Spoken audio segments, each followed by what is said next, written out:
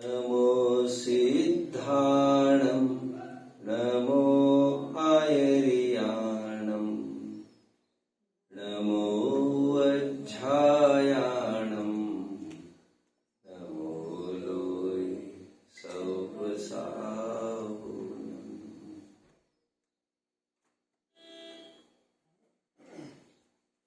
शिबिरार्थी मोक्षार्थियों, आपका हृदय से ये तीर्थ क्षेत्र स्वागत कर रहा है।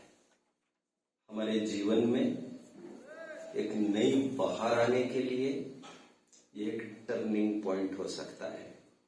यही वो उम्र होती है आप लोगों की जो ये कहा जाता है जहां पर ढाल दे वहां पर ढल जाती है।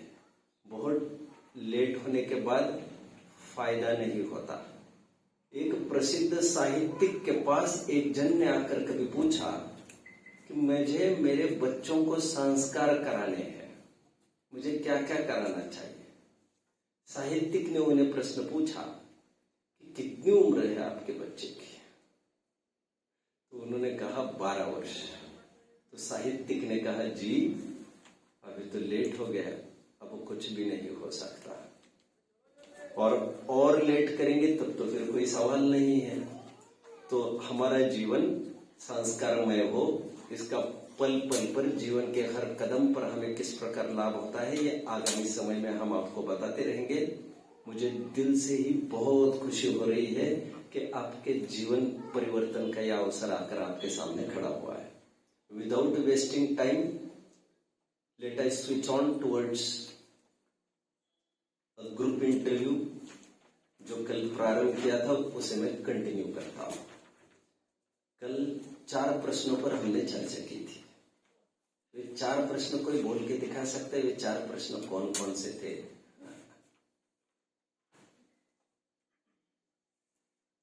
कोई बात नहीं, 4 प्रश्नों में से कोई कुछ नहीं बोल सकता। ठीक है, 5वें प्रश्न की ओर मैं बढ़ी लेता हूं। आज का पहला प्रश्न है मेरा, जीवन में ऐसे काफी प्रसंग आते हैं जब आप न्याय का पक्ष करने को देखते हो, आप जस्टिस के फॉर में हो और आपको विरोध झेलना पड़ता है। आप ये देखते हो, फॉर एग्जाम्पल जिस ऑफिस में हमारे पापा काम करते हैं वहां पर सभी भ्रष्ट हैं और वे अकेले ही ठीक ठाक हैं, और ऐसे में वे जी जान मेहनत करते हैं कि हम डाइवर्ट होने लग जाए। ऐसी स्थिति में और कई प्रसंग ऐसे बन सकते हैं, जैसे गुरुकुल में भी आप आ रहे हो, कई बार आप देखेंगे कि लगभग बाकी के बच्चे डिसरप्टिव एक्टिविटीज में इंडल्ज हो रहे हैं, डिस्ट्रक्टिव एक्टिविटीज में इंडल्ज हो रहे हैं। आप स्वयं को, अकेले को कैसे सुरक्षित रख पाएंगे?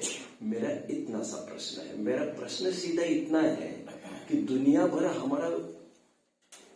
हमारे पक्ष में खड़ी नहीं हो और हम न्याय के पक्ष पर हो, वे अन्याय के पक्ष में है। ऐसी स्थिति में आपका क्या रुख होगा? प्रश्न कितने जन फॉलो कर रहे हैं? ग्रेट, चलो। आप फॉलो नहीं कर रहे प्रश्न मेरा? कर रहे तो हाथ ऊपर नहीं किया क्या आपने? किया था। थोड़ा अच्छे से कंफर्मेशन चाहिए। जैसे सीता का अपवाद हुआ था ना, और अपवाद होने के बाद सीता का त्याग किया था रामचंद्र जी ने और उसे जंगल का हुक्म जारी किया था। याद आ रहा है आपको? उस पर अपवाद ही तो हुआ था, उसने कोई कसूर नहीं था उसका।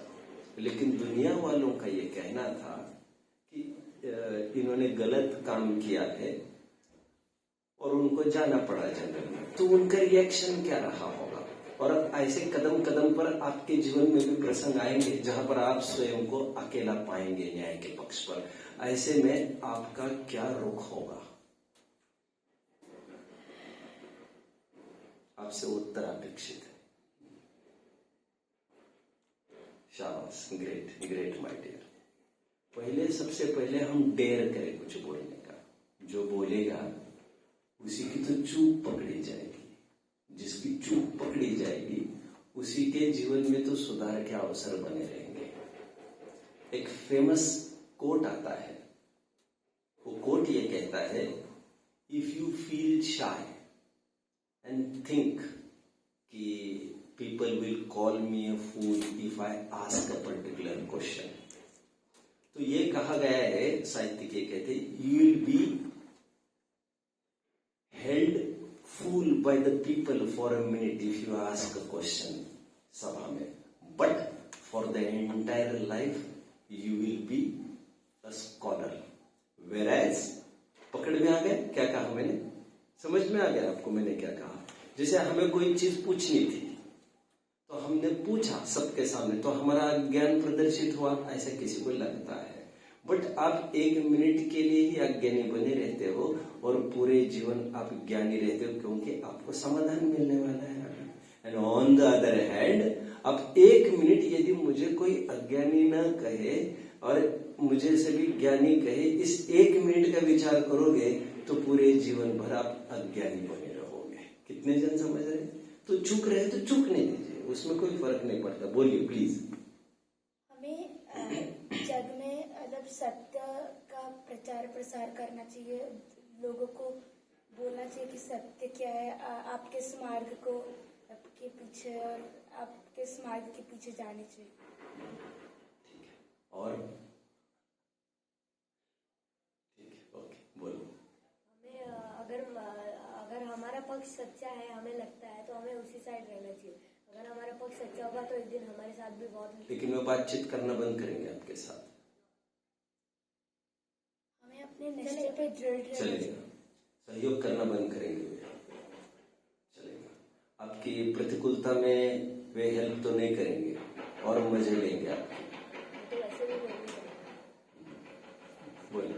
हमें अपने निश्चय पे दृढ़ रहना चाहिए, मतलब वो कुछ भी बोले हमें उनके बातों को दिल पे नहीं लेना चाहिए, हमें अपना लक्ष्य से भटकना नहीं चाहिए। बहुत बढ़िया, बहुत अच्छी भावना है आप लोगों की। एक बहुत सुंदर नीति आती है बच्चों, न्यायात् पथ प्रविचलन्ति पदम न धीरा। पूरी नीति बता देंगे आप यहाँ पर आने के बाद कि धीरवान पुरुष न्याय मार्ग से एक कदम भी कभी नहीं डिगता है। और हम थोड़ा विचार करें, ये प्रसंग कोई पहली बार थोड़ी हुआ है, और एक नीति है, श्रेयासी बहुविघ्नानि। क्या? आप अच्छे काम करने के लिए बढ़ रहे हो, आपको सहस्त्र संकट आएंगे, ये मानकर चलिए। अच्छा, कोई योग्य और सफल व्यक्ति आपको कभी नहीं मिलेगा देखने में जिसका कभी विरोध ही नहीं। अरे गांधी जी को ले लीजिए ना, गोलियां खा ही ली ना उन्होंने आखिर। और जानते टाइम ऐसा था गांधी जी का, जब आंदोलन अकेले गांधी जी ने चालू किया था, और तब लोग ये कहते थे क्या जरूरत है आजादी की, सब चल रहे ना अच्छे से, कोई उनके साथ नहीं था। जगह जगह रैलीज और आंदोलन के लिए भी निकलते थे, कोई साथ में नहीं था उनके। लेकिन किसी भी मार्ग से नए मार्ग की ओर बढ़ना है तो यही उपाय होता है। चले थे अकेले जानिबे मंजिल मगर, हम चलते गए कारवा जुड़ता गया। समझ में आता है? लोग जुड़ते गए और कारवा बढ़ता गया। धीरे धीरे हम पीछे मुड़ के न देखे और लोग धीरे धीरे जुड़ते आपको दिख जाएंगे, लेकिन थोड़ा धैर्य आपको होना चाहिए। और हर प्रसंग पर ऐसा होता है बच्चों। जैसे मैं मेरी बात थोड़ी सी शेयर करता हूँ आपसे। मैं लौकिक फील्ड में सफल व्यक्ति रहा हूँ। वैसे स्कूली मेरी लाइफ में मुझे बहुत अच्छा ब्रिलियंट माना जाता था। मेरे क्लासमेट्स लगभग 70 to 80% आज भी यूएस में है। लेकिन मैं होम सिकनेस के कारण और माता पिता के साथ ही जीवन भर रहना चाहे जैसी स्थिति हो, इसलिए मैं घर पर ही बना रहा और घर का बिजनेस था भी। लेकिन जैसे मुझे धर्म की रुचि लगी थोड़ी, सबसे पहले विरोध मुझे घर से चालू हुआ। जो मेरे घर वाले दिख रहे आज मेरे साथ, मेरे पिता पिताजी जो मुझे बहुत चाहते थे ट्रेमेंडस, और एक एक मिनट सब मेरे लिए ही करते थे जैसे आपके लिए करते होंगे। मेरी वाइफ विरोध होने लग गया, थोड़ी बहुत मात्रा में माता जी है, भाई है, मेरे बहन है, जो भी दूरवर्ती जितने भी रिश्तेदार है, थोड़ी बहुत मात्रा में सबका विरोध दर्ज होने लग गया। कई मीटिंग्स बैठ गए इसके लिए, ऐसा नहीं चलेगा। हम जैसे for example I am basically Shwetambar Jain, मैं बॉर्न श्वेतांबर में हूँ, तो कई मीटिंग्स इसकी लगी कि हम अपना संप्रदाय नहीं छोड़ सकते, हम श्वेतांबर ही बने रहेंगे। और खूब विरोध हुआ ये कहने के लिए कि इस उम्र में धर्म नहीं हो सकता, धर्म तो बुढ़ापे में होता है। मैं साफ साफ ये देख रहा था जो वृद्ध जन मरने को है वे भी धर्म मार्ग में नहीं लग रहे, और सुखी होने के लिए कौन सी उम्र चाहिए। तो मुझे बहुत करारा विरोध का सामना करना पड़ा। एक टाइम ऐसा भी आया जब मैं घर छोड़कर धर्म मार्ग की ओर बढ़ने के लिए मैंने एक इंस्टीट्यूट ज्वाइन किया, जहां पर मैं खूब पढ़ने लग गया, पढ़ाने लग गया। फिर 2 साल के बाद, 3 साल के बाद, 4 साल के बाद जब मेरे रिश्तेदारों ने ये देखा कि वास्तव में इनकी सभा में अभी सैकड़ों जन आने लग गए, हम जिसे बच्चा समझते हैं वो कोई वैसा नहीं है, तो फिर वे ही मेरा आदर सम्मान करने लग गए। हालतें ये है, मेरी हालतें यहाँ तक हो गई जैसे कोई डब्बी भी उठाई मैंने और पिताजी भी खड़े हैं, तो पिताजी कहते थे लाओ डब्बी मैं लेता हूँ, you will not carry that thing. इतना आदर सम्मान हो गया उनको कभी कि मेरे सामने वो ऊपर बैठने को भी झिझकने लग गए। उनको कहना पड़ा कि आप ऐसा मत करो। ये वे ही पिताजी है जिन्होंने कभी आक्षेप खड़ा किया था, ऑब्जेक्शन उठाया था, ये सब ठीक नहीं है इस उम्र। तो हमें थोड़ा धैर्य चाहिए, स्थितियां परिस्थितियां बदलती रहती है। और थोड़ा आगे में बढ़ा, धर्म मार्ग में आया बच्चों, मैं खनिया दाना का थोड़ा सा शेयर करता हूँ आपसे। मेरी ख्याति लगभग एक विद्वान के रूप में होने लग गई। मेरी वहां पर 2-3 बार सभाएं भी होने लग गई, मैं स्पीच जिसे कहते प्रवचन भी होने लग गए मेरे। और अचानक क्या हो गया, समाज में एक आगम के विरुद्ध जिनका आचरण है ऐसे मुनि का प्रवेश हो गया, जिनका आचरण ठीक नहीं था। और लोगों ने केवल ये नग्न है इनको झुकना चाहिए, जो आज तक ऐसा मानते नहीं थे, और एकदम उन्होंने ट्रैक बदल कर किसी ने उनको बहकाया, समझ लो, वो विरुद्ध ट्रैक में बढ़कर ग्रहित मिथ्यात्व का पोषण करने लग गए। और पूरी समाज एक तरफ थी और आखिर तक मैं एक तरफ था। मैं यही समझ रहा था दुनिया मेरे कितने पक्ष में है अथवा नहीं है, इसकी फिक्र मुझे नहीं है। मैं जिनवानी के कितने पक्ष में हूं यही मुझे देखना है। मुझे सिद्धांतों पर ही चलना है, चाहे जिस फील्ड में। ट्रेन में भी एक बार पकड़े गए हम, कई घटनाएं मेरे सामने। अब पकड़े गए एक बार, और ये लगभग मुझे तब की बात कह रहा हूं जब मुझे धर्म की रुचि लगी थी। अब बताओ धर्म की रुचि लगने के बाद कितना जुनून रहा होगा मेरे में। तब अनायास क्या हुआ, हम देवलाली आना चाह रहे थे मध्य प्रदेश से, तो रिजर्वेशन हो गए, देवलाली का रिजर्वेशन किया था। लेकिन मैं ये नहीं जानता था देवलाली नासिक रोड एक अलग स्टेशन है और देवलाली अलग स्टेशन है, और 3 ही किलोमीटर पर। And we were about to बाहर निकलना चाह रहे थे, एक स्टेशन पर गाड़ी रुक गई नासिक रोड पर, और वहीं तक रिजर्वेशन था। उतरने लगे लोगों ने कहा देवलाली यही तो है 2-3 किलोमीटर पर, आप क्यों उतर रहे, यही ट्रेन तो आगे जाएगी। तो हमें ये खबर नहीं पड़ी कि हमारे रिजर्वेशन है नहीं 2-3 किलोमीटर का। हमने कहा अरे इतना अच्छा है। हम उतरे वहां पर, जैसे उतरे वहां पर 2-3 आदमी खड़े थे, सुनसान था पूरा वो स्टेशन। देवलाली में इतनी चहल पहल होती भी नहीं है। मैं, मुक्ति की मम्मी और शायद मुक्ति भी थे, हम तीनों की फैमिली थी। तो जैसे उतरे उन्होंने हमें, तो हमें समझ में नहीं आई ये क्यों आया हमारे पास। वो चेकिंग करने लगे, मुझे कुछ समझ में नहीं आया। जब टिकट दिखाया तब भी तुरंत समझ में नहीं आया, लेकिन समझने में देर नहीं लगी कि ये तो नासिक रोड का है और ये तो देवलाली में है। तो मैं समझने में देर नहीं लगी, तो उन्होंने कहा आप आगे तक आ चुके हो, आपका रिजर्वेशन है नहीं यहाँ तक का। ओ, हमने सोचा ये क्या हो गया। तो फिर उन्होंने तुरंत हमें कहा आपको फाइन देनी पड़ेगी इतनी। मैंने बहुत सहजता से कहा जरूर, जो भी चूक हुई है उसके फाइन लेनी चाहिए। बहुत देर उन्होंने बिठाए। वे चाहते नहीं थे फाइन लेना, वे चाहते थे ऊपर से मैनेज करना बिना रसीद के। आजकल बहुत होता है ऐसा। अब ऐसे देंगे तो 500 में मैनेज हो जाएगा, और फिर रसीद नहीं तो हम तुमसे 2000 की बनवाएंगे। समझ रहे? लेकिन आखिर तक मैं डटा रहा। मैंने सोचा इतने धार्मिक कार्यक्रम के लिए मैं आ रहा हूँ और इसमें मैं ऐसा अनजस्ट काम नहीं कर सकता। बहुत देर बैठा रहा, फिर वो बहुत दे दो मान लो।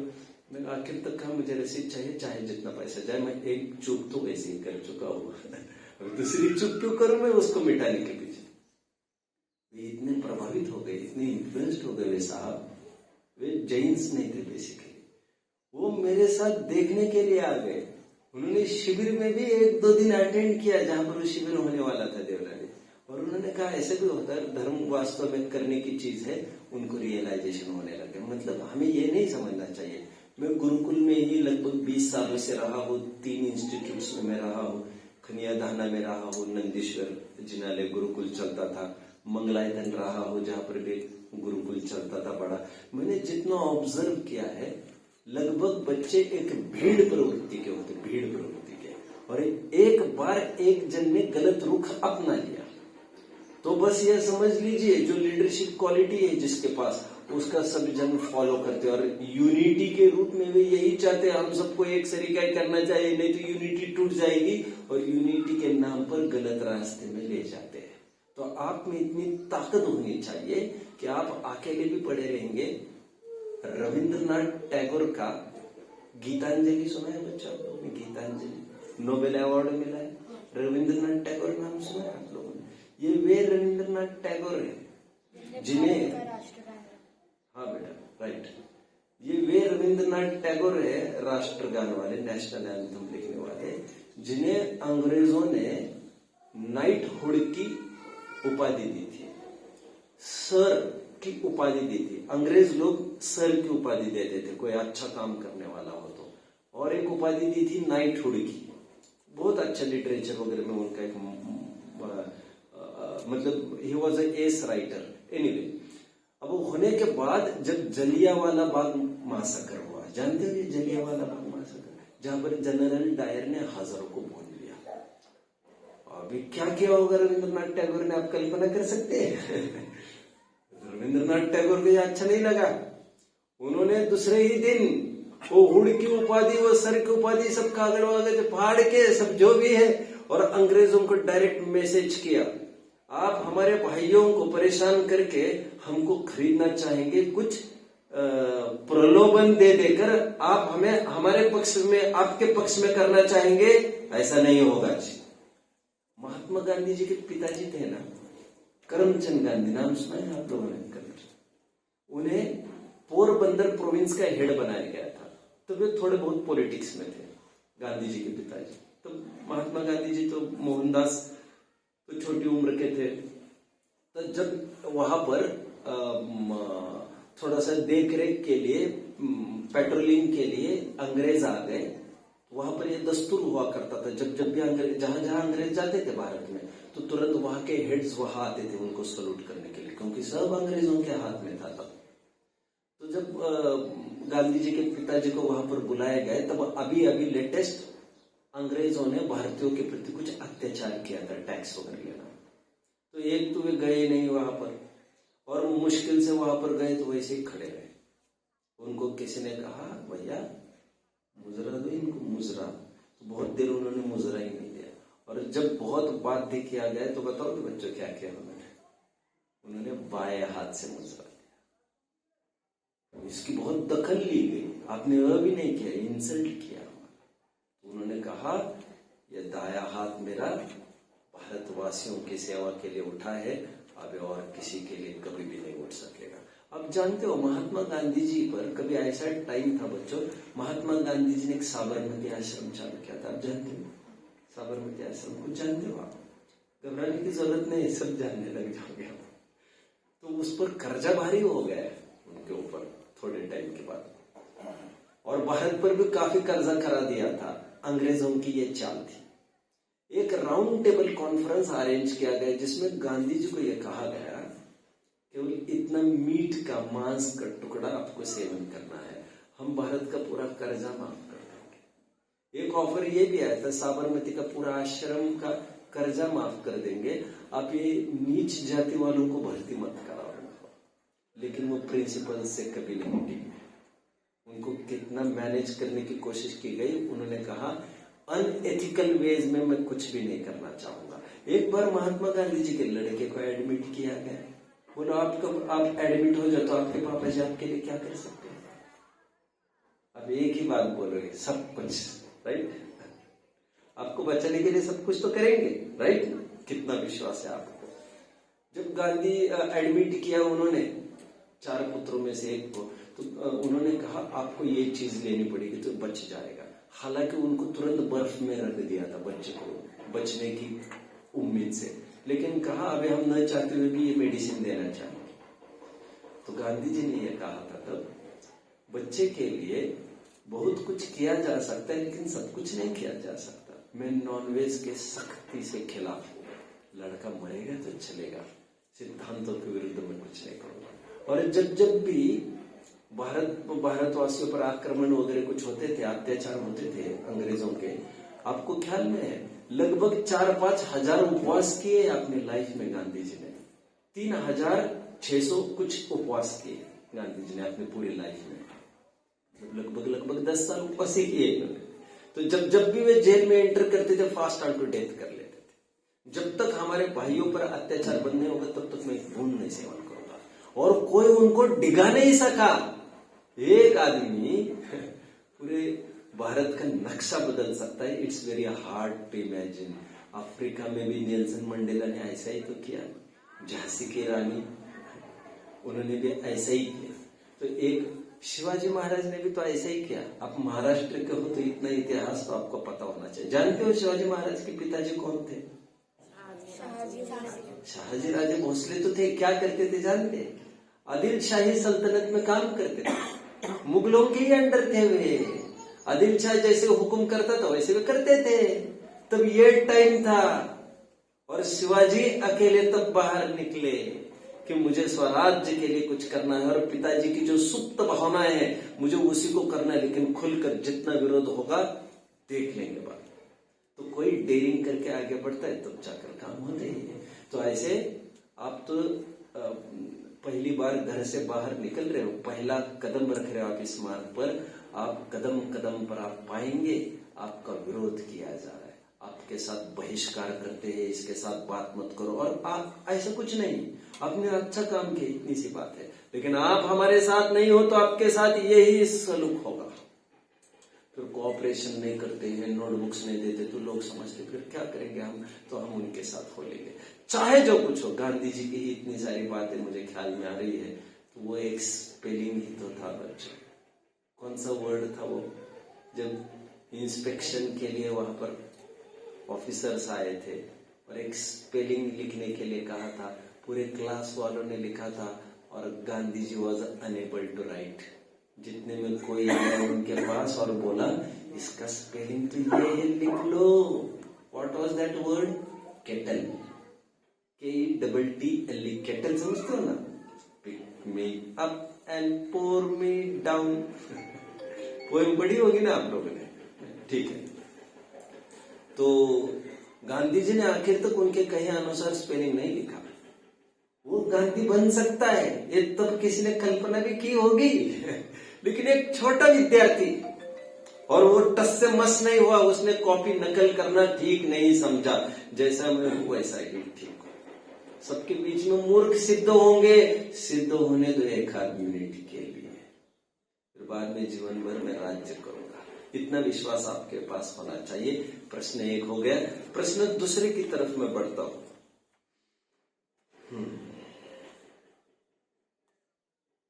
यदि आप बाहर से अंदर आए हो, यदि आपकी चप्पल चोरी हो जाए, महंगी थी समझ लो, और आपको कहीं कंप्लेन करने का, शिकायत करने का मौका नहीं मिल रहा है कि जिससे आप किसी को कहो साहब मेरी चप्पल गुम हो गई जरा देखना, ऐसे कोई प्रावधान नहीं है हमारे पास। मतलब आप जाते समय आपको पता चला मेरी चप्पल तो दिखी नहीं रही, किसी ने उठाई है, ये बात पक्की हो गई, और वहीं पर 20-30 क्या 100-200 की भीड़ थी तो ये समझ लो पूरे चप्पले ही चप्पले पार। ऐसी स्थिति में आप क्या करें? प्रश्न कितने जन मुझे समझ रहे हैं और मुझे क्या करेंगे इतना ही नहीं चाहिए, उसके साथ क्या अप्रोच होगा आपका? आप प्रश्न नहीं समझ रहे क्या? जबकि आपके जूनियर सब समझ रहे हैं। आप तो सीनियर हो और आप हाथ भी ऊपर नहीं है। अब you should be curious to know what you are not trying to understand. It's up to you, it's your fault. चलिए अब बताइए आपका क्या रुख होगा प्लीज। प्रश्न तो सब समझ गए, इतनी सी तो बात है, आपकी चप्पल उठाई गई है, वहां पर कई सारे चप्पलें तो है, वहां पर वैसे कोई खड़ा भी नहीं है, और क्या हो सकता है? बोलो बेटा। पहले तो हम दूसरों की चप्पल से चुराएंगे, हाँ, और दूसरा अगर हमारे पास घर पे या कहीं पर दूसरी चप्पल है तो हम वो इस्तेमाल कर सकते हैं या नहीं भी खरीद सकते हैं। और दूसरा हम सोचेंगे कि हमारे नसीब में या निश्चित था कि हमारी चप्पल घूमनी है, इसलिए हम ज्यादा कुछ सोचेंगे। हाँ दुख तो लगेगा ही थोड़ा, बट बोलिए। हाँ बराबर, इसमें तो उत्तर हो ही नहीं सकते। कुछ और स्ट्रॉन्ग लॉजिक है आपका? ये तो उत्तर तो सिंपल था, स्ट्रॉन्ग लॉजिक। हमारे कर्म आ गए होंगे, हमारे कोई बुरे कर्म हो गए जिसके कारण हमारी चप्पल चोरी हो गई। बहुत बढ़िया, ये तो ठीक है भैया, तुम तो धमाधम इंप्रेशन ठोक रहे मेरे ऊपर। अच्छी सही बात है आपकी। वो तो उत्तर तो ठीक है, कोई स्ट्रॉन्ग लॉजिक इसके पीछे? चलो मैं बताता हूं। लॉजिक इतना सही है, मान के चलो आपने कहा किसी ने मेरी चप्पल ली है, मैंने कोई खराब थोड़ी किया था उसका, अब ऐसा नहीं चलेगा। किसी ने मेरी ली, मैं नंगे पैर तो नहीं जाऊंगा, और उसमें मेरी क्या गलती है? किसी ने मेरी फिर क्यों चोरी की? ये कुतर्क हावी होने लगते दिमाग में। मान के चलो आपने किसी की पहन ली, आपने चोरी कर ली, उसने तो की है उस आदमी ने, आपने किसी और की चोरी कर ली, अभी तीसरा आदमी वहां है, मेरी चप्पल कहां गई यार? ऐसा कैसे चलेगा? किसी ने मेरी उठाई है तो मैं किसी की उठाऊंगा। आपकी एक चोरी ने, आप कल्पना कर सकते कितने चोर खड़े कर सकते हैं। एक साहित्यिक ने बहुत अच्छी बात कही थी, ये कहा था, एक वैसे माँ चल रही थी रास्ते से, मैं अक्सर बच्चों के उदाहरण बताता हूँ। माँ रास्ते से चल रही थी बच्चे को लेकर, और रास्ते में एक सिक्का पड़ा था पैसे का, कुछ अच्छी चीज कीमती थी समझ लो। बच्चे ने कहा उठा लेते, माँ ने कहा नहीं, अपनी नहीं है ना। बच्चे ने कुतर्क दिया, हम नहीं उठाएंगे तो कोई और उठाएगा। कोई ने, हम क्यों हो? माँ ने कहा। तो लड़के ने कहा ठीक है, हम उठाकर किसी और को देंगे जो गर्जी है, उसको दान पुण्य करेंगे। माँ ने कहा नहीं, जहां सिक्का है वही पड़े रहने दो। मम्मी मम्मी वो पीछे एक बच्चा आ रहा है, वो जरूर उठाने वाला है इसको। मम्मी ने कहा नहीं, वो नहीं उठाएगा। तुमने नहीं देखा, उसके साथ माँ भी चल रही है, उसकी माँ उसको समझेगी तुम्हें नहीं उठाना। और हम उम्मीद करते हैं ऐसे सपनों का भारत देख रहे हैं जहां पर जिसकी चीज गुमी है वो 10 दिन के भी बाद आए उसको वही चीज मिले। सम्राट चंद्रगुप्त के काल में, सम्राट चंद्रगुप्त का नाम सुना है बच्चों? 2000 वर्ष पहले हो गए लगभग, वैसे 2200-2300-2400 साल हो गए उनको होकर। सम्राट चंद्रगुप्त के काल में मैगस्थनीज नाम के उनके मंत्री ने एक बात लिखी पुस्तक में। उन्होंने कहा भारत ऐसा देश है जहां पर रत्न भी पड़े रहे उसकी तरफ कोई देखता ही नहीं। यह ऐसा देश है जहां पर घरों में दरवाजे ही नहीं होते। बड़ा अजीब देश है ये, ऐसा लिखा है उन्होंने उसमें। और उसको लेकर फिर नीतिकारों ने नीतियां लिखी, जिसमें लिखा परद्रव्येषु लोष्टवत् मातृवत् परदारेषु, क्या है, मातृवत् परदारेषु परद्रव्याणि लोष्टवत् आत्मवत् परजीवानि यो जानति सो पंडित। कुछ समझ रहे बच्चों? नहीं। जो अन्य माता बहनों अन्य महिलाओं को मां समान देखता है, एक जो दूसरों की संपत्ति सामग्री को कीचड़ और मिट्टी के ढेले समान देखता है, ऐसा जो जीव है वही पंडित और विद्वान है। बहुत आपको पढ़ना याद करना है, सचमुच उसी से पंडित होते हैं ऐसा नहीं, ऐसा नहीं। एक अच्छी घटना आप लोगों ने भी सुनी होगी। एक संत थे, संत निकल रहे थे रास्ते से अपनी पत्नी के साथ। तो निकलते निकलते, अब जानते हो ना वैसे जैनेतरों में संतों की भी पत्नी होती है, जैनियों में ऐसा नहीं होता बच्चों। जैनियों में जैन के जो संत होते उन्होंने गृहस्थी का त्याग किया हुआ रहता, उनकी पत्नियां नहीं होती। तो एक संत जा रहे थे कोई, और उनके साथ उनकी पत्नी भी थी। तो अचानक उन्होंने देखा रास्ते पर एक चमचमाती चीज देखी। तो जितने में संत फटाफट आगे बढ़ गए, जिससे पत्नी को ख्याल में नहीं आए। और संत ने फटाफट क्या किया होगा, उठाया नहीं, उस पर मिट्टी डाली, मिट्टी, जिससे उनको ये लगे, उनको लगा मेरी पत्नी का विचार ना बदल जाए और फिर ये उठा न ले, इसको चोरी न कर ले। महिलाओं को कोई ठिकाना नहीं, लोभी होती है थोड़ी, ऐसा होने लगा। तो थोड़ी मिट्टी डालने लगे और पीछे से उनकी पत्नी ने क्या कहा, क्या कर रहे हो जी, अब मिट्टी पर मिट्टी डाल रहे हैं। उसे ख्याल में आया ये भी कुछ कम नहीं है, ये भी इसे मिट्टी ही देख रही है और दूसरों की संपत्ति हमारे किस काम की। और हम किसी का हड़पा हड़पी भी करते हैं तो लोक में कहते हैं उसकी हाय लगती है, हाय। मराठी में वर्ड है तळतळाट, सुना है क्या है, रहीमन आह गरीब की कबहू न निष्फल जाए। क्या कहा, रहीमन आह गरीब की कबहू न निष्फल जाए। कितने जन समझ रहे हैं मुझे? आह समझे, आह, आह मतलब हाय, उसकी कभी भी निष्फल नहीं जाएगी। तुमने उसे तड़पाया है इस भाव में नहीं, अगले भाव में तुम्हारी फैमिली कहीं ना कहीं दिक्कतें खड़ी होगी। समझ लो, ये दूसरा प्रश्न था, बड़ा सरल प्रश्न था। 3, जब जैन दर्शन इतना वैज्ञानिक है आपका, तो पत्थर के सामने क्यों माथा ठोकते हो आप? प्रश्न। तीसरा प्रश्न, कितने जन समझ रहे हैं? जब इतना वैज्ञानिक है आपका जैन धर्म, तो पत्थर के सामने माथा क्यों ठोकते हो आप? पत्थर तो कुछ करता नहीं है, ये तो ऑर्थोडॉक्स है, ये तो सुपरस्टिशियन है, ये तो जो बिना पढ़े लिखे गवार लोगों के काम है, पत्थर कुछ कर थोड़ी लेगा। क्यों वहां पर माथा टेकना, ऐसा किसी का प्रश्न है, उसका उत्तर आप कैसे दें?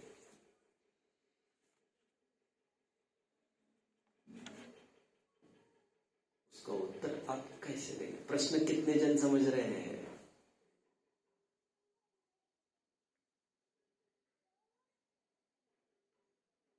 क्या उत्तर है आपके पास? कुछ तो लॉजिक होना चाहिए ना जो हम करते हैं। बोलो। ऐसा हो सकता है कि वो जब मूर्ति लाई गई तब उसमें कुछ पूजा वगैरह की हो जिससे उसमें भगवान के प्राण कुछ आए। बहुत बढ़िया, बहुत बढ़िया। साइंटिफिक अप्रोच से उत्तर दिए इन्होंने, मजा आ गया यार।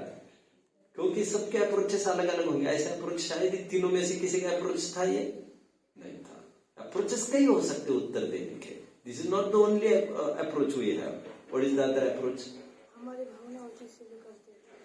भावना होती है लोग इसलिए।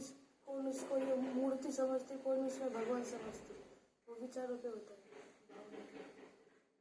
अब शायद सही लॉजिक है आपके पास, लेकिन आपके पास शास्त्रीय वर्ड्स नहीं है, कोई दिक्कत नहीं, लेकिन थीम शायद समझ रहे हो। आप बोलिए। हमें बचपन से वैसे संस्कार दिए गए और वो हम ऐसा मानते कि वो मूर्ति साक्षात भगवान की है, ऐसे भावना भाके हम उन्हें भजते हैं। ठीक है, और बोलो।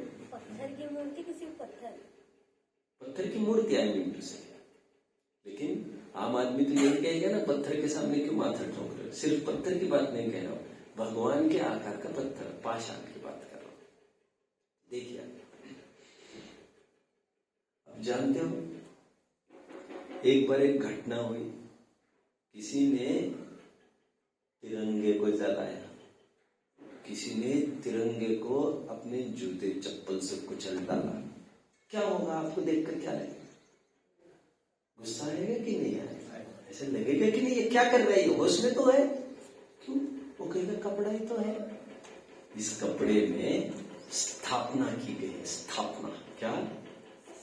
ये साधारण वस्त्र नहीं है। ये तिरंगा एक रिप्रेजेंटेटिव प्रतिनिधि स्थापना की है इसमें। किसकी?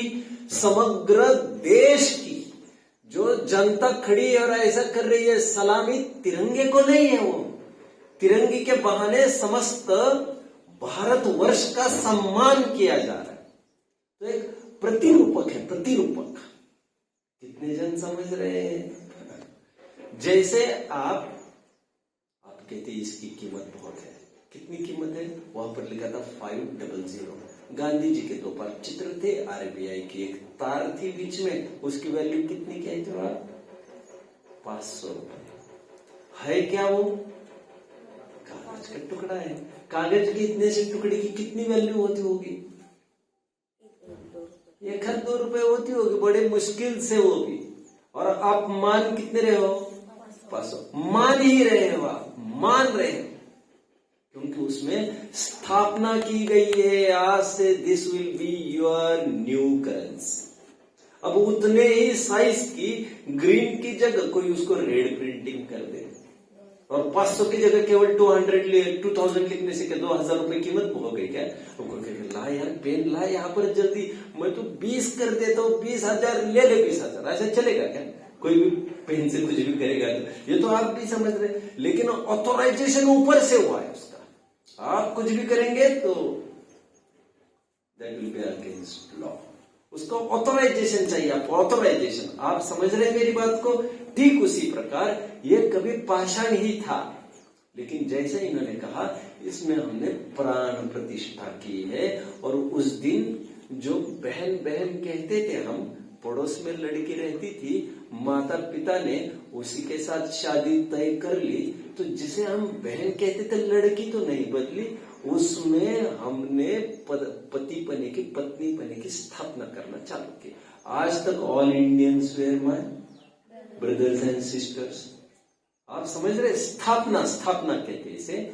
ये एक साइंस है। और यहाँ पर भगवान के सामने, पाषाण के सामने, धातु के सामने जब हम मस्तक झुकाते हैं तो ज्ञान में हमारे मस्तक नहीं है, ज्ञान में हमारे जीवंत भगवान है समोशरण के।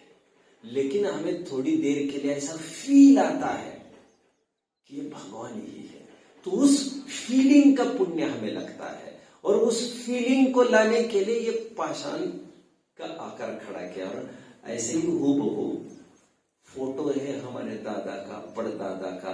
उस दादाजी के पास आज भी हमें जाते हैं तो हमें उनकी याद आती है, उनके बताए हुए आदर्शों की याद आती है, अच्छी शिक्षाओं की याद आती है। ऐसा भी होता है। तो इसे कहते हैं हमने उसमें एक स्थापना की है। अथवा सपोज जैसे अलजेब्रा में करते हैं ना, suppose x is equal to, तो ऐसा एक सपोजिशन हो गया है। और ये लीगल ऑथोराइजेशन के तहत हुआ है। और क्योंकि इसलिए तो उनका आकार हूबहू वैसा ही है। इसलिए जैसा फोटो आप देखते हो वैसा ही भाव आपको होने लगता है। WWF वाले किसी फोटो को देखोगे तो आपको वैसा ही भाव आने लग जाएगा। आपको सचिन तेंदुलकर की फोटो देखोगे तो आपको लगेगा जुनून चढ़ जाएगा, मुझे क्रिकेटर होना है। उसी प्रकार इनको देखते हैं तो जुनून होने लगता है। हमें विषयों से विरक्त होना है। कितना तो जीना है यार, 40, 50, 60 साल के लिए इतना सब करेंगे क्या? इतनी बुराई झेल के और फिर हिसाब किताब भी होगा कि वैसे ही कुछ होगा? नहीं भैया, ये इतना सब नहीं कर सकते। Last question now, are you ready? तैयार हो? Hopefully this may be a last question. धर्म की हमारे जीवन में क्या आवश्यकता आपको दिख रही है? इन योर वर्ड्स, हाउ धर्म इज हेल्पफुल टू यू? धर्म की क्यों जरूरत है? आम आदमी सोच सकता है खाने को है, पीने को है, घूमने को है, कोई रोग भी नहीं, अच्छा चल रहा है सब, इतना सुख होने पर भी क्या जरूरत है धर्म करने की? डॉक्टर बनो, इंजीनियर बनो, गाड़ियों में घूमो और हर समस्या का समाधान है ना सबसे बड़ा रुपया। बाप बड़ा ना भैया, खूब पैसा कमाओ, फिर देखो दुनिया भी अपने आधीन हो जाएगी। जब इतना लग्जरीज, इतना कंफर्ट है ना, क्या जरूरत है हमें धर्म करने की? पैसा है हमारे पास, बड़ी से बड़ी दवा, ऑपरेशन कराएंगे, अच्छे से अच्छे डॉक्टर को गिरवी रख कर और काम कर लेंगे अपना। तो धर्म की क्या जरूरत पड़ गई? क्या जरूरत पड़ गई? चारों के हाथों पर किससे सुनो, बोलिए। उस धर्म करने से हमें अच्छी आदतें और अच्छे संस्कार प्राप्त होते हैं, जिससे हम हमारे लाइफ में सक्सेसफुल हो सकते हैं और हम मोक्ष में भी जा सकते, मोक्ष में निर्वाण भी हो सकते हैं धर्म से। ठीक है, मुझे थोड़ा और खुलकर जरा चाहिए कुछ उत्तर। आप तो सही आ रहा, अच्छे उत्तर दे रहे हैं आपके हिसाब से, बट ट्राई इवन मोर। हमें धर्म से संस्कार मिलते और अहिंसा या जो भी अच्छी चीजें होती है वो हमें धर्म से मिलती। ओके, और थोड़ा फोकस करिए उसको थोड़ा। धर्म हमें जीने का मार्ग बताता है। वो जो लाइफ के प्रिंसिपल्स होते हैं उनको बस, बहुत अच्छा उत्तर, हाँ। लाइफ के प्रिंसिपल्स बहुत जबरदस्त उत्तर दिया है बच्चों ने। कुछ भी करना है तो उसमें कोई मॉरल एथिक्स होगा, जैसे पैसा कमाना है, खाना है, अरे पैसा कैसे कमाना है इसकी अकल धर्म देगा तुमको। तुम गले घोट कर इसके उसके सब कुछ करके अपने जेबों में भरते जा रहे, किसी के माथे बंदूक रखकर, अरे this is not the way, this is not the way, जियो और जीने दो, लिव एंड लेट लिव, ऐसा थोड़ी, not by hook or crook my dear, जैसे तैसे नहीं, अपनी अपनी शर्तों पर। आप जानते हैं भारत को 1942 में फ्रीडम मिल रहा था, जानते हैं आप? जब 1942 में एक मूवमेंट चला था, व्हाट इज दैट मूवमेंट? हाँ, मजा आ गया। अब आप होने के बाद तो मजा ही आने वाला है। क्विट इंडिया मूवमेंट चला एक, जानते हो? 5 साल का ये ले रखड़पट्टी हुई इतनी। गांधी जी का ये कहना था, not just independence, independence on our terms and policies, independence with non violence, not any how. ख्याल में है आपको? ऐसे तो कब का निपटा दिया होता उनको। आपको याद आ रहा है चौरी चौरा इंसिडेंट? ये इनको कैसे पता नहीं? चौरी चौरा आपको कहा है था हिस्ट्री में? सुना है आपने? ओके। एक इंसिडेंट हुआ बच्चों जहां पर भारतीयों ने क्या क्या मालूम, डायरेक्ट अटैक किया थाने को। Chauri Chaura is name of a place, I am not very sure, may be in UP, I am not sure, है ना। मैं आपको काम चलो इन्फॉर्मेशन दे रहा हूँ, मूल इन्फॉर्मेशन आप हिस्ट्री की बुक पढ़कर आपको समझ लेना चाहिए। तो उन्होंने 21 पुलिसमैन को जिंदा ही जला दिया वहां पर, अंग्रेजों को। आप समझ रहे हैं? और कितना खौफ हो गया। अब ये तो पूरी बाजी भारतीयों के पक्ष में आ गई थी और अंग्रेज तो चुल्लू भर थे, उनकी तो कोई वैसे औकात नहीं थी, भारतीयों की संख्याओं के सामने कुछ नहीं था उनका। बट गांधी जी ने उसी दिन अनशन किया, not in this terms and condition. ऐसे तो कब का कर लेते हैं, ऐसा नहीं चलेगा भैया, शांति से ही। फिर उनका एक मौन फेरी निकली जिसमें उन्होंने निषेध दर्ज किया, हमारे भारतवासियों ने ठीक नहीं किया, वी रिग्रेट। इसके लिए थोड़ा पक्ष अंग्रेजों का बलवान तो हो गया। ऐसा लोगों को दिखता है घाटा हो गया, हमें तो सुखदेव जैसे चाहिए, भगत सिंह जैसे चाहिए, पटका पटकी उखाड़ पछाड़ करो निपटा गया।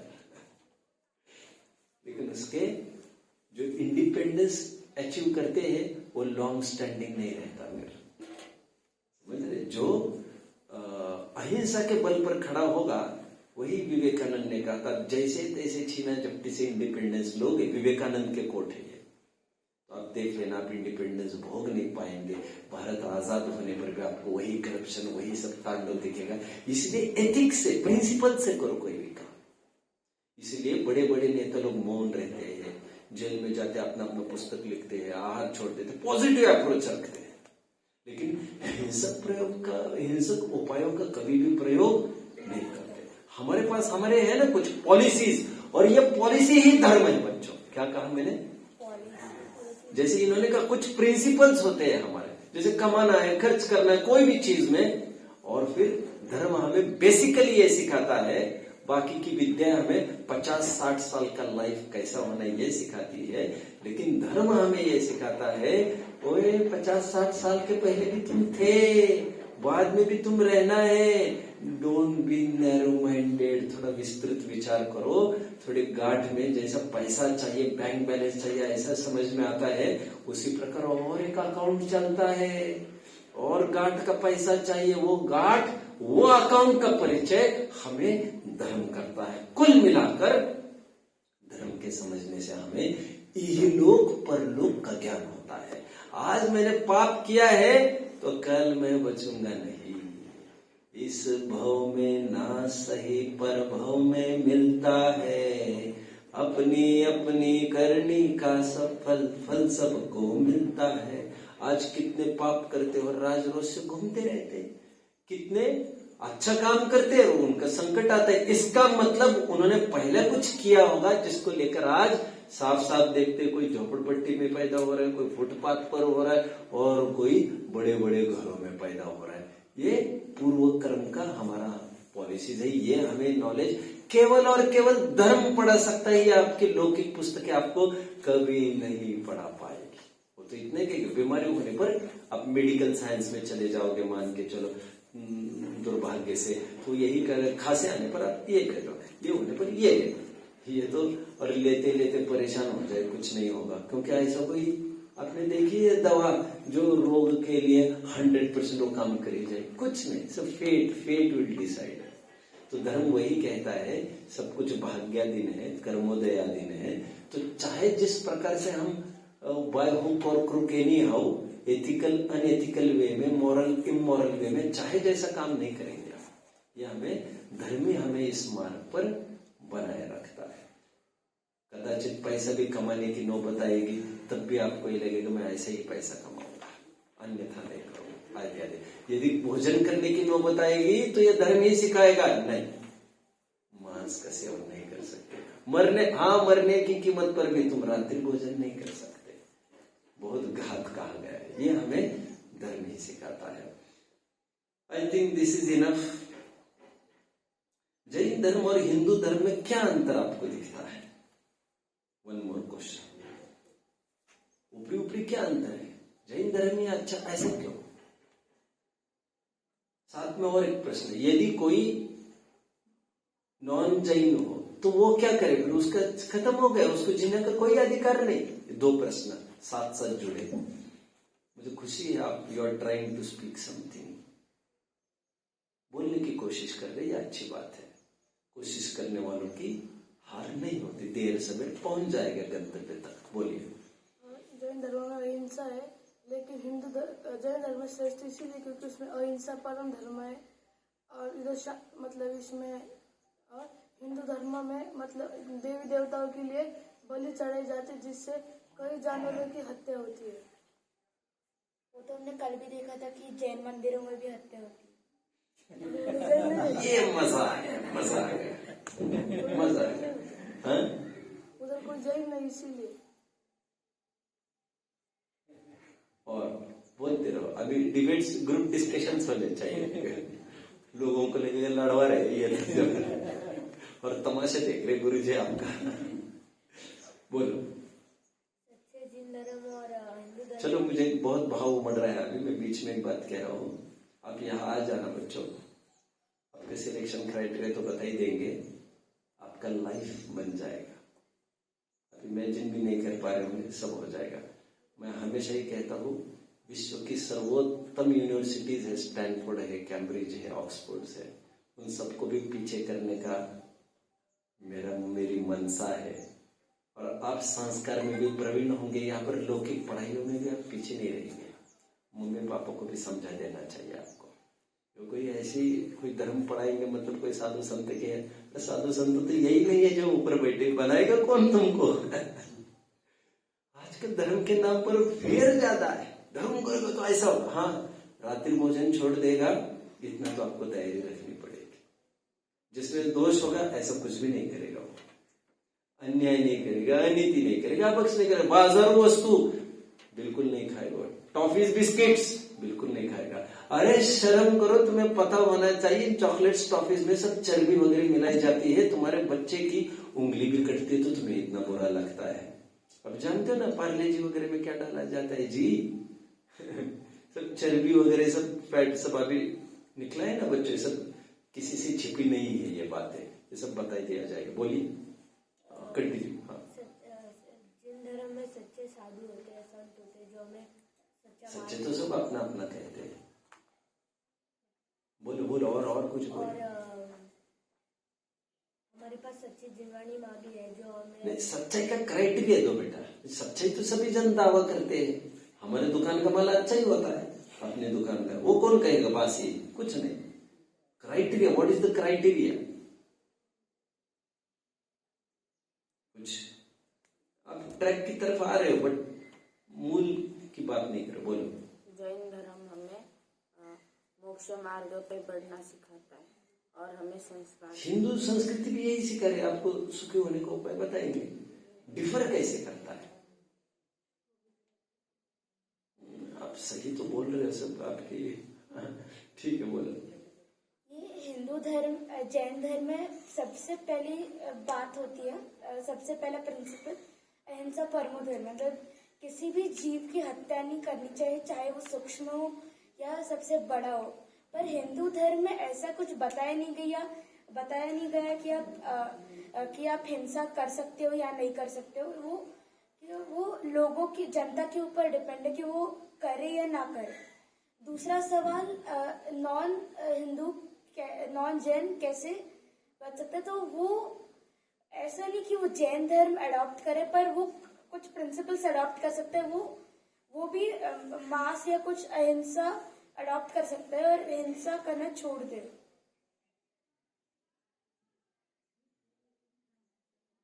ठीक है, बढ़िया, बहुत अच्छा। जैन हाँ, धर्म यह कहता है कि हम खुद भी भगवान बन सकते हैं, पर हिंदू धर्म में ये नहीं है कि हम खुद भगवान। ये बेसिक डिफरेंस हो गया, समझ रहे हैं आप? आपने भी बहुत शानदार उत्तर दिया है, मजा आ गया उसमें। देखो जैनेतरों में भी शांति पर्व है। महाभारत नाम का ग्रंथ सुना होगा हिंदुओं का, उसमें एक शांति पर्व नाम का एक पर्व ही है। अहिंसा पर्व, अब जानते हो अहिंसा परमो धर्म, ये हिंदू संस्कृति की लाइन है बच्चों, जो हम बोलते हैं अहिंसा परमो धर्म, ये उनका वर्ड है, उनके ग्रंथों में पाया जाता है ये। लेकिन बट आप थोड़ी बात कहने को थे तब, लेकिन अहिंसा के रूप में वे क्या मानते हैं? जैसे आज ईसाई भी क्या कहते हैं? शांति से रहना चाहिए। ये कहते हैं सभी मानव समान, कोई छोटा बड़ा नहीं है, और मांसाहार तो कर लेते हैं, मतलब मानव तक ही उनकी सीमित है। आप समझ रहे हैं? और जैनी यहाँ तक बात करते हैं अग्नि, पृथ्वी, जल, ये भी सब जीव जंतु है, मुझे कोई अधिकार नहीं किसी को घात करने का। इनमें जीव राशि है, स्थावर में भी, ये कोई दर्शन नहीं कहता। तो अहिंसा का विवेचन वे भी करते हैं, अहिंसा का विवेचन ये भी करते हैं, बट अहिंसा के स्वरूप में ही अंतर है। वे भी कहते हैं ये सुखी होने का मार्ग है, ये हम भी कहते हैं सुखी होने का मार्ग है, बट सुख के स्वरूप में ही भेद पड़ा है। सुख के नाम पर तुम क्या मानते हो? हिंदू संस्कृति मानती है अच्छी गति होगी, मतलब हम ऐसी जगह जाएंगे जहां पर जीवन भर भगवान की सेवा करते रहेंगे। अरे भगवान की सेवा करना वो सुख की स्टेट हो सकती है क्या? चलो मैं नौकरी दे रहा हूं आपको और रात दिन आप अंबानी के पैर दबाते रहोगे, करना ये नौकरी है? कोई हमारे दवाई है तो समझ में आ सकती है, और तुम कह रहे हमें नौकरी दे रहे हो क्या तुम? तो और सुख का स्वरूप जैन ग्रंथ में बताया गया है पूर्ण निराकुलता, जिसमें किसी का कुछ करने का भी भार नहीं, क्योंकि जो जैनेतरों के ईश्वर है वो भक्तों का कुछ करने का भाव रखते हैं, और कुछ करने का भाव, अच्छा करने का भाव भी दुख गेटिंग। और सेकंड क्वेश्चन इसमें मैंने कहा था कोई बाय बर्थ नॉन जैन है, वो हमारे प्रिंसिपल्स को अडॉप्ट कर सकता है, ऐसा आपने कहा, बट आपने कहा जैन नहीं हो सकता है। आपको उत्तर एक दायरे में सही है, बट जिस दायरे पर मैं खड़ा हूं मैं ये कहना चाहता हूं प्रिंसिपल्स ही जैनत्व है। तो प्रिंसिपल्स को अडॉप्ट करता है तो उसने जैनिज्म ही एक्सेप्ट किया है, तो जैन बन गया है, he is no more non Jain, क्योंकि बर्थ का टैग तो है ही उसका, जैसे बाय बर्थ इज मुस्लिम, तो वो तो टैग है ही। जैसे फलाना खान एटसेट्रा, हाँ आप भी he is also basically a non Jain. What is your name? Anil Drohi. TH okay, ये जाट है कह रहे हैं। ऐसे तो बहुत सारी जाति पाति है। तो इतना विराट जैन शासन है हमारा, आप जानते हो 11 गणधर हमारे, कितने? 11। 100 ब्राह्मण थे और भी हमारे ग्रंथों में अहिंसा व्रत के लिए चांडाल को याद किया, चांडाल को जाति से। जल्लाद था, जल्लाद, उनका पुश्तैनी धंधा किसका था? जल्लाद समझते हो, जो फांसी वगैरह देता है, ये सब काम करता है, ऐसी जाति पाति के। तो हमारे ग्रंथों में काफी भील के, धीमर के, सब ऐसे ऐसे सब, और उन्होंने भी जैनत्व वगैरह अंगीकार किया, ऐसे भी हमारे यहाँ है। तो ये कहना चाहिए सर्वोपकारी ये दर्शन है, इसलिए इसे सर्वोदयी तीर्थ कहा है, सबके कल्याणकारी है। तो जाति पाति से कुछ नहीं होता, सब आचरण पालन करने से ही होता है, हमारे बिलीफ से होता है। ठीक है, अगर आपको कुछ प्रश्न पूछना है बस करते हैं फिर। ओके, ठीक है, प्रश्न पूछो। बोलो बेटा। ये जो मूर्तियां वगैरह बनाते हैं वो कैसे पता चला कि भगवान का आकार वैसा ही था? बहुत बढ़िया बेटा, बहुत अच्छा, बहुत अच्छा। हमारे ग्रंथों में भगवान का संस्थान बताया गया है। कितने जन समझ रहे हैं इनका प्रश्न? हमें किसने बताया भगवान का यही आकार है? देखो, पहली बात इनका प्रश्न समझ लीजिए, भगवान का यही आकार है कैसे पता चला? इसमें 3 उत्तर मैं दूंगा बेटा। What is your good name please? Somnath. Somnath, बहुत बड़ा नाम है यार, इसको कट छोड़े। सोम, हाँ, मजा आ गया। सोम नहीं तो नाथ। चलो ठीक है। 3 आपका क्या नाम है बेटा? राजवीर। आपका भी बहुत बड़ा नाम है यार, राज। ठीक है, ठीक है। समझ लीजिए बच्चों, किसने कहा कि यही आकार होना चाहिए भगवान का? बहुत जबरदस्त प्रश्न है। किसने कहा यही वो शिखर जी है जहां से 19 जन निर्वाण को गए हैं? इसमें 2-3 बातें वर्क करती है।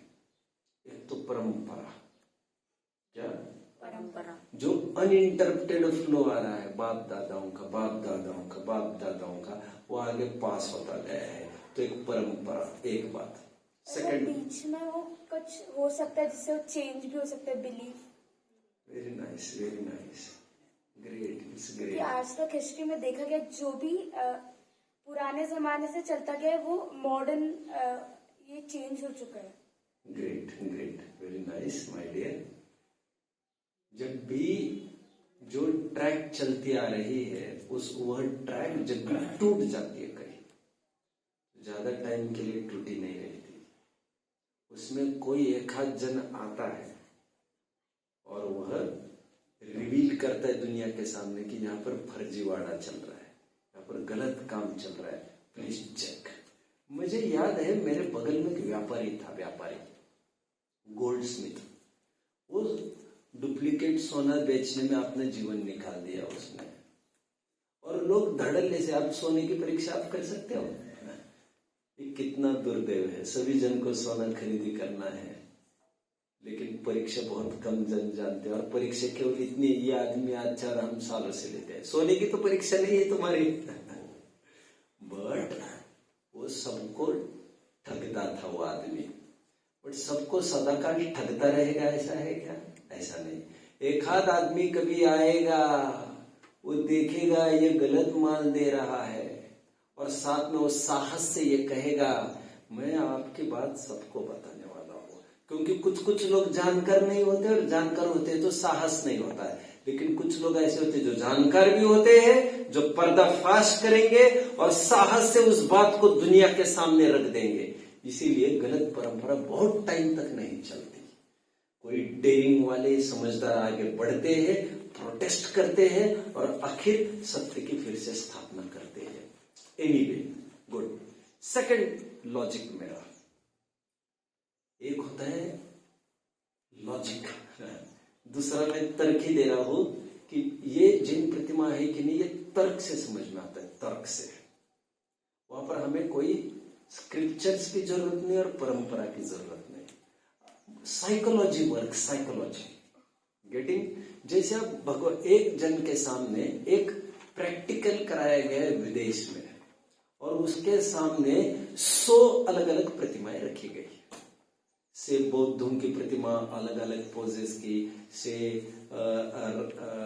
धनुषधारी राम की, चक्रधारी कृष्ण की, अलग अलग प्रतिमाएं रखी गई, और उसको ये पूछा गया सबसे सुखद प्रतिमा कौन सी लगती है आपको?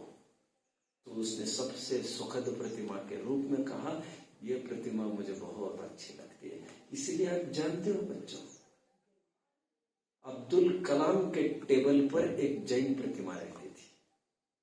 आप जानते हो जो संविधान रचा गया है भारत का, उस संविधान में I think it is page number 62, मैं कंफर्म करके आपको बता सकता हूँ, शुड बी कंफर्म, फोटो भी दिखा सकता हूँ मैं आपको।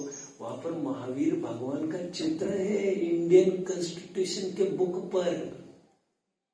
और तो और रतन टाटा की एक बात बड़ी प्रसिद्ध है, रतन टाटा में भी, रतन टाटा के पिता की बात हो, जमशेद टाटा वगैरह, जब वे श्रवण बेलगोला गए तो उन्होंने प्रतिमा देखी और उन्होंने भावना, भाई मैं मेरे जीवन के अंतिम प्रसंग ऐसी ही प्रतिमा के सामने व्यतीत करना चाहूंगा।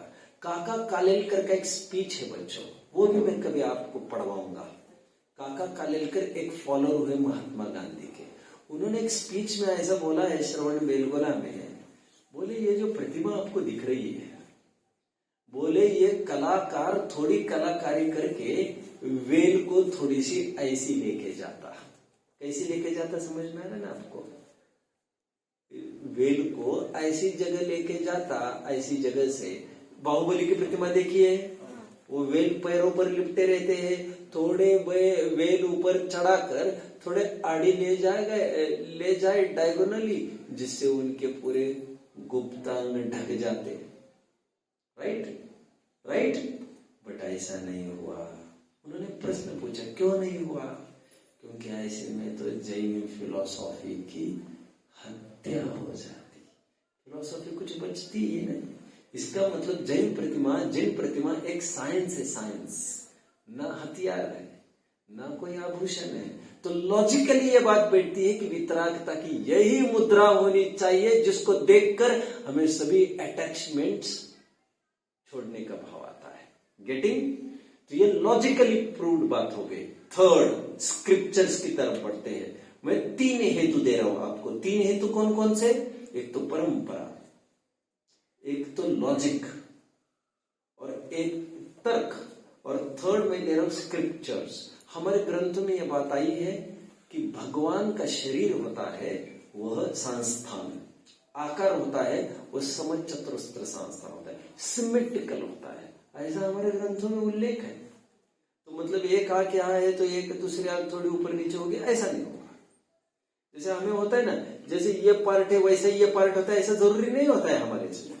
नहीं, अभी सिर का ही ले लो, आधा पार्ट यहाँ का वैसे ही आधा पार्ट, ऐसा जरूरी है अपना? भंवर यहाँ है तो यहाँ नहीं, ऐसा भगवान का ऐसा नहीं होता। टोटली सिमेट्रिकल, समचतुरस्र संस्थान बताया गया है।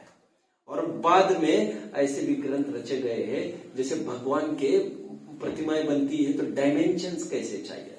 यदि ये 1 है तो ये 1/4 चाहिए, 1:1/4 ये। यदि ये A है तो इसके कितने डिस्टेंस पर ना भी चाहिए, ऐसे ग्रंथ, ऐसे पूरे उल्लेख है हमारे पास। गेटिंग? और जिन प्रतिमाएं अकृत्रिम भी हुआ करती है, नेचुरल, जो किसी ने बनाई नहीं कभी, तो जब जिसने, और भगवान की वाणी में ही आया होना चाहिए जो जिन प्रतिमा, और लॉजिकली फिट बैठती है। Getting my dear? जच रही है जो मैं कह रहा हूं? जच रही है ना? आपको खूब पूछना चाहिए, और नहीं जचे तो हाँ में हाँ नहीं मिलाना चाहिए, तो आप जीत गए समझ लेना। आखिर तक ये बोलना चाहिए नहीं अभी नहीं जच रही है मुझे। गेटिंग? चलिए बस करते हैं ना इस टाइम अपना।